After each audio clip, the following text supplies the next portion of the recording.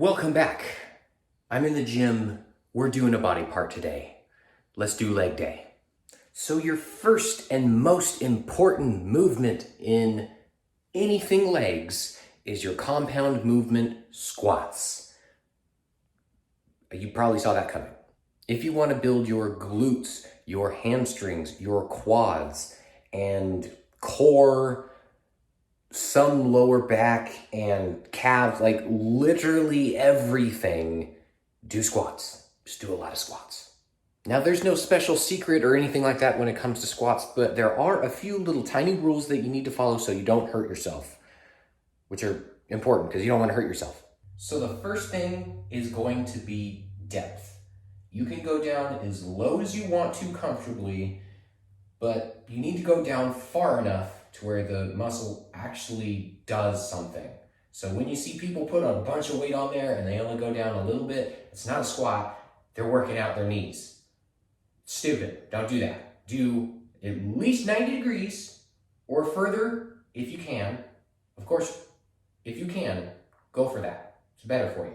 So when we're going for depth, I say 90 degrees. So when we're talking about 90 degrees, that's 90 degrees here. So I'm a little off balance trying to tell you, but this part right here needs to be parallel to the ground that you're squatting. So you need to get that to at least 90 degrees. If you want to go down lower, go down lower. Some people call this the Asian squat. They're stupid because I'm not Asian. This is a regular squat. This is functional squatting. Tip number 2, when you're squatting, you can see my foot over here with that little gray part. That is the tip of my toe. For the most part, your knee, when you're looking down, you don't want your knee to track over your toe. So when you actually go into a squat, you're going to pop your butt out and you're going to sit. I see a lot of people want to squat like this. I already popped my ankle because that's just not normal. People want to squat like that. Your knee's going way too far forward. Also, something that you can check yourself is when you're squatting, check yourself in the mirror. They have mirrors for a reason. So right now, you're my mirror. So when I'm coming down, make sure everything stays in line and straight, especially coming back up. You have people with weak adductors and abductors. So those are the muscles on the sides of your legs. If you see yourself going down and coming back up and your knee or knees come in like this or out when you're trying to come back up, that means you have a weakness in one of those muscles and you need to work those individually before you go up in weight. And as long as you keep that stuff in mind, checking where your knees are, especially if you have a mirror in front of you, or if you're recording like something like this, you can come back and look at it to make sure that everything is going right and you're safe when it comes to that, because you don't want to load a lot of weight when your knees are not ready to handle it. Injuries are bad. Once you get that, we can do squats. Just like most things, your feet are going to be shoulder length apart. You can do a little bit wider if you want to. It really depends on how flexible you are, how comfortable your hips are for your movement. And if you want to be straight up and down, you can, but there's been a lot of science saying it's okay if you hinge a little bit. Of course, not too much, because that's all your lower back just holding that weight up. So give a little bit of a hinge when that butt pops out. Come down. All the way to the ground is what I do, at least with warm-up weights. And just like all my other videos where I go over different body parts, when you do squats, there's about a billion gazillion, because that's a real word, different variations of squats. Just Google it, the amount of squats, but it's the same core movement that we just did. Ta-da! And sadly, one of my favorite, my number one favorite leg exercise, leg extensions. Sadly, I can't do those, and those are just a machine only. So if you're at a gym or you have a leg extension at home, use that. It is glorious for your quads. So another really, really good exercise that you can use is lunges. Same thing as squats, but you're using one leg. So you're gonna either bring one foot forward or you're gonna bring that one foot back. So forward lunging or reverse lunging, same concept. Now this one takes a tiny bit of practice because you need to know at least a estimated distance that you're taking your step. Because if you take it too short, then everything's too close together. And if you take it too wide, then you're way too stretched here and it doesn't work. So you need to get a good step forward, enough to where when your knee comes down, again, your knee does not track over your toes, and this leg is using all of its power to lift you up, or whatever weight you have. Maybe you have kettlebells, dumbbells, a barbell, whatever it is. But remember, if it's too short and you try to come down and that knee tracks over that toe, ow. So forward lunges. It's a really good power movement because you can lift off with that main foot, or you can do one of these and step up and then continue going on maybe with your left foot. And then you have reverse lunges. Same concept. Make sure you get your footing right. You know, this one is a little bit further back, and then you come down. 90 degrees. Knee does not go over the toe. Back leg is there for stabilization. This one's your powerhouse. So you can just do those, and then the other way. Pretty simple. But once you start adding weights, it's not simple. Now some accessory movements that you can do, like I was talking about before, if you have one of your muscles on either side of your leg, maybe it's your adductors, maybe it's your abductors, if one of those are weak, you can work those specifically. So your adductors, easy way to remember, is they add. So you're adding, I guess, to the middle. You're adding towards your body. So this motion is adduction. Then the other way around, abduction, just with one B. So now you know what those machines are for at the gym. If you want to work them specifically, those are okay. The best thing that you can do is cables. If you get one of those cables that wrap around your ankle, all you have to do is get in position, wrap it around your ankle, and either go out or come in. So if you need to work on your adductors, so you're adding towards your main body, that means you're bringing your foot in. This one has a very small range of motion, but you'll put the weight here. You'll just get that resistance from the starting location, which is a straight leg, so about right here. And then you're just gonna come in, and you're going to add towards your body. You can do that on your right or left side.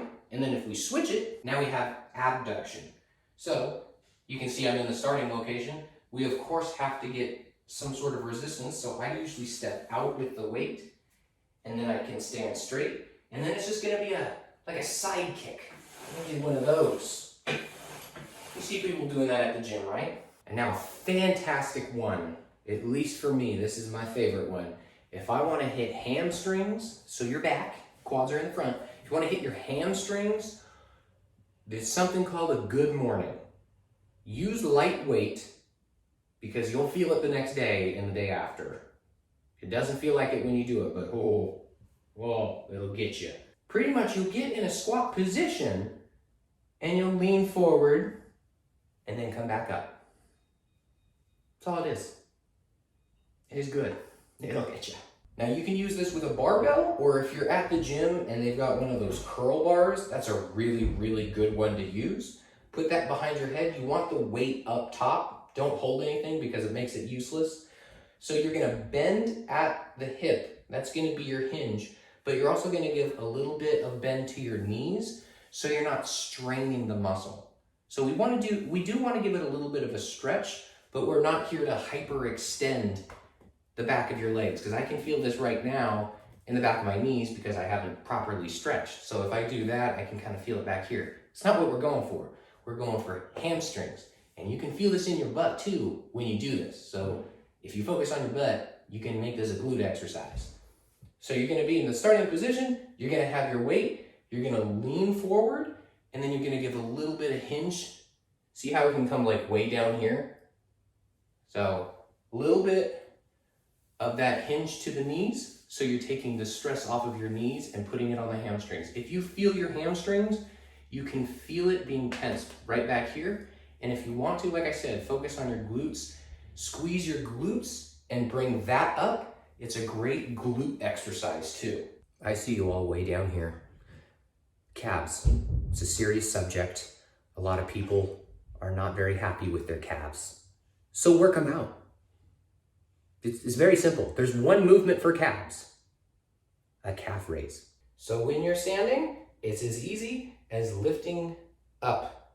That is a calf raise. Now, if you really want to work on your calves, like I obviously need to, a little bit more, calves are something that you use all day. So you're really going to have to hit that muscle for it to grow.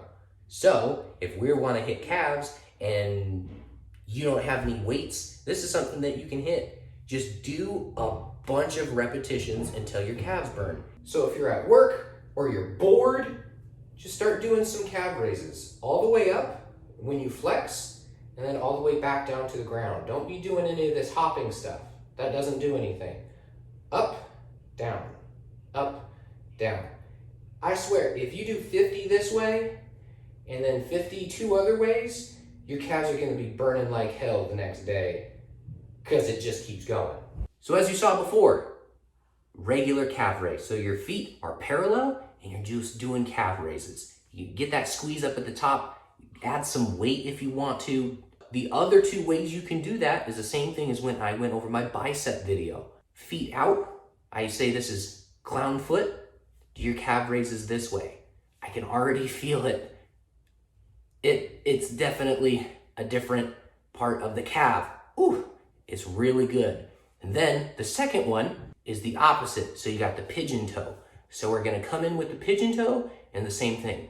We're gonna do calf raises this way. Now you can feel it on the other portion of your calves. Your calves is two different muscles coming down here. Now we're just hitting them in a different way, and you can really feel them back there. Our next exercise, our last exercise. I know there's not a whole lot because there's so many variations, or they're so simple like calf raises. Just one motion. Do that and you got it.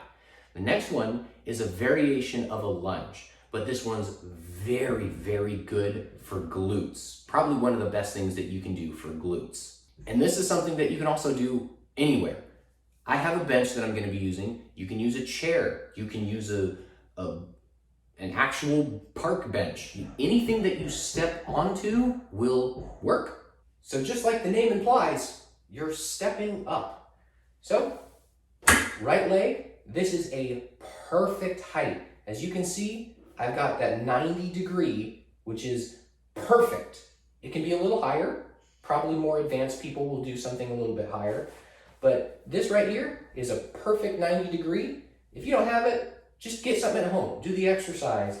But this one, I'll move over so you see it a little better. This is all it is. It's just a step up. Lean forward into it so your body weight's over here so you don't kind of kick back. And just come up like that. That is fantastic exercise. Also, an advanced tip, if you're really, really strong, do this slowly. You'll get so much more out of it if you do it slowly. So balance up at the top. Get all of your weight as far up here as you can, or else it's gonna be very difficult. You might have to grab onto something if not. But bring everything forward, and when you come up, just come up very slowly. And same thing coming down. Come down really slow, and it will burn. I already feel it. It will burn. It is a fantastic exercise. And that, guys, was my favorite set of exercises when doing legs, especially at home because it's a home gym. Those are the best ones. Honestly, I really don't do a whole lot of variation for legs. If you can squat, squat is your number one. Just do a bunch of squats. You can do it. I've got the Smith machine. You can do it on the Smith machine. It's good for certain exercises, like if you want to isolate butt, you can do it like that. Not everyone has a Smith machine, but squats. If you just do a bunch of squats, work on your calves, maybe some isolations if you really, really want to, but squats. Do a lot of squats, variations of squats. That's what everyone does. So that is my last body part for this series of my favorites. Join me next time for other workout related things.